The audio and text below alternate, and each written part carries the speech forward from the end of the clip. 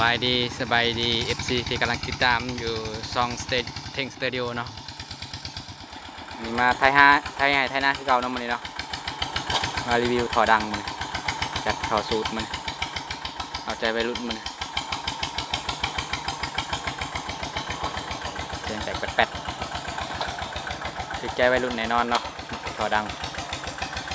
เสียงพึ่งเลย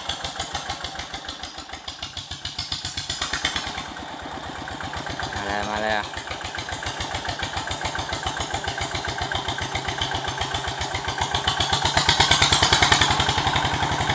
ปึ้งเลยเสียง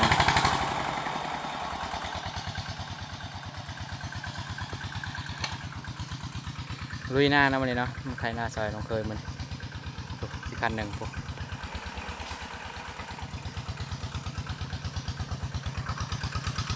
มาเบิ่งคันนี้ต่อมาใส่อาที่ลอยเนาะตอนนี้เนาะ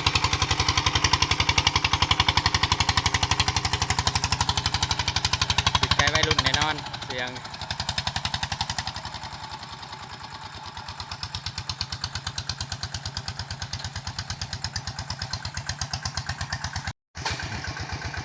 พอบดังบ่มีแหงเห็ดเวียกเนาะวัยรุ่นไทยนาต้องพอดังมีแหงเห็ด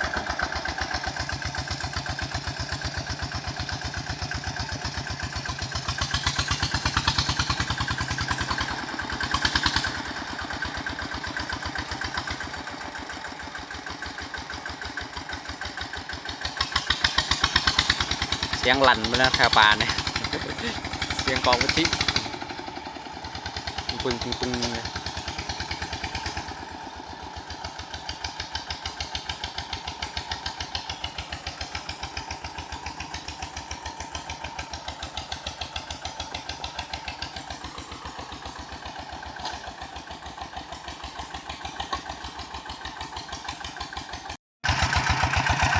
จัดไปปีนี้ใครหน้าต่อดัง